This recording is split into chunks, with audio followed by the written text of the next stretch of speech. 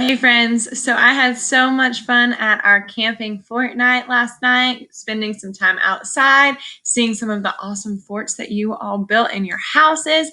So last night we read Pete the Cat Goes Camping, but I know that some of you were disappointed that we didn't read the book that you voted for. Some of you voted to read A Camping Spree with Mr. Magee. So since I have the book on my computer anyway, I thought it would be fun for me to read it for those of you who wanted to hear this story too. So in this story, Mr. Magee and his dog go on a camping adventure in their camper. But then there's a big problem and an unexpected character saves the day. So let's read together. A Camping Spree with Mr. Magee by Chris Van Dusen.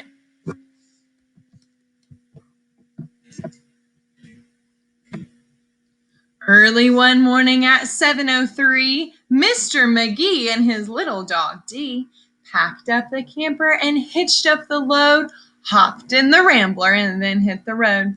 They drove to the mountains far from the sea for 2 nights of camping, or possibly 3. There's nothing like camping, said Mr. Magee. I know you will love it, just you wait and see. The views are fantastic. There's hardly a sound.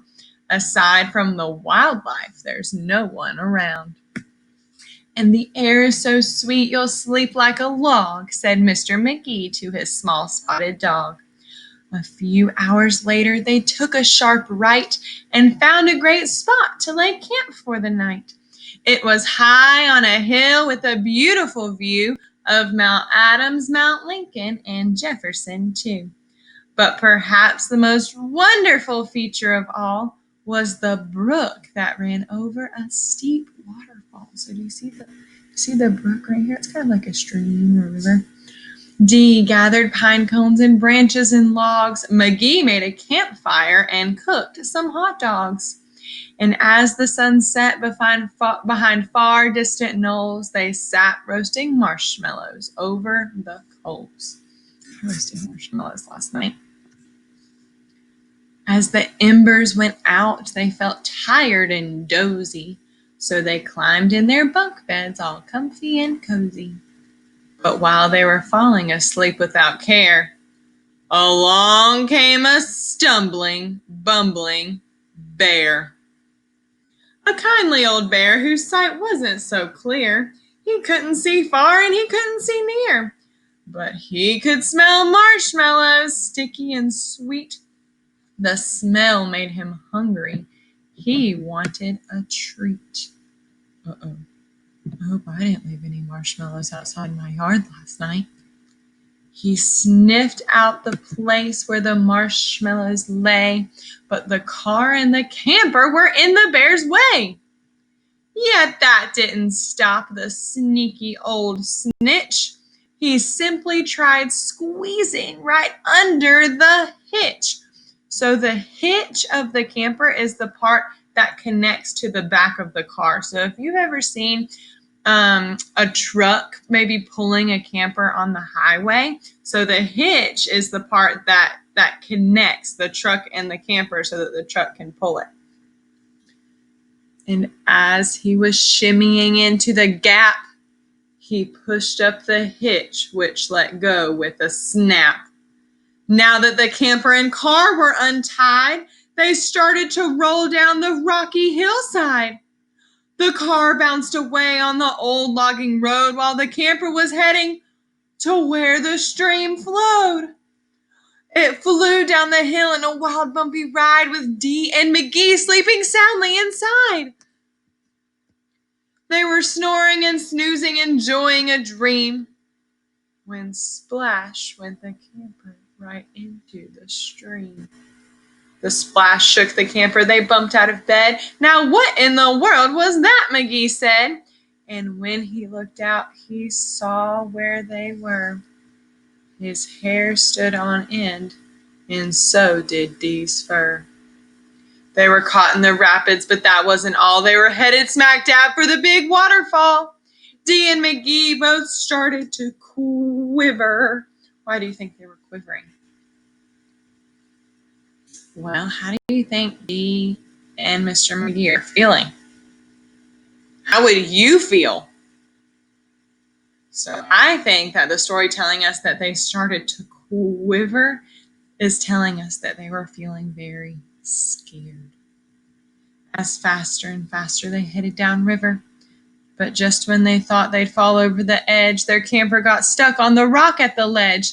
So there they were, stranded, Magee and his pup, on top of a waterfall, 50 feet up. So I told you there was a big problem in this story, didn't I? What is the problem? You're right. Their camper ran into the stream and now they're stuck on top of a big waterfall. How would you feel if that happened to you?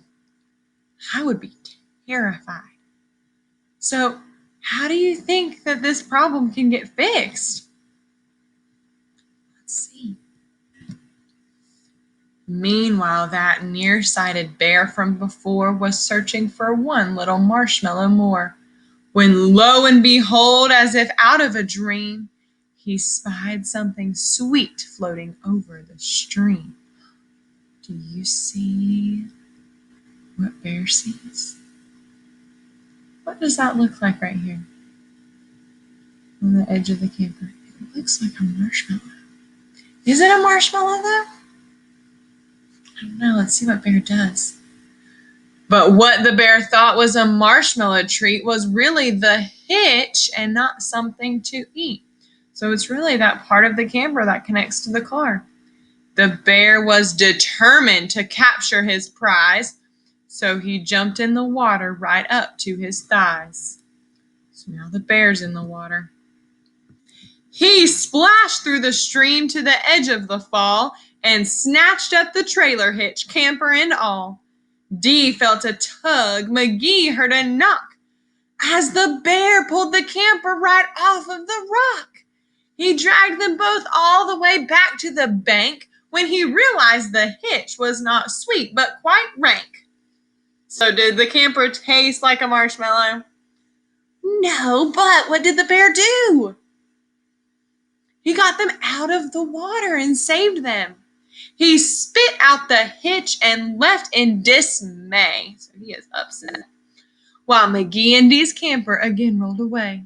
It flew down the path with a jolt and a jar and stopped in some bushes right next to the car. Dee popped out her head. Magee looked out too. Had they really stopped rolling? Could it be true? At last things were quiet and peaceful and still. They hooked up the hitch and drove off down the hill. And on the way home, Magee said to Dee, "That trip wasn't quite like I thought it would be." So when they got home with the sky turning red, they decided to camp in the backyard instead. The end. All right, friends, I hope you enjoyed this story, and I'm super excited to see you at our class party tomorrow. Bye. Have a good day.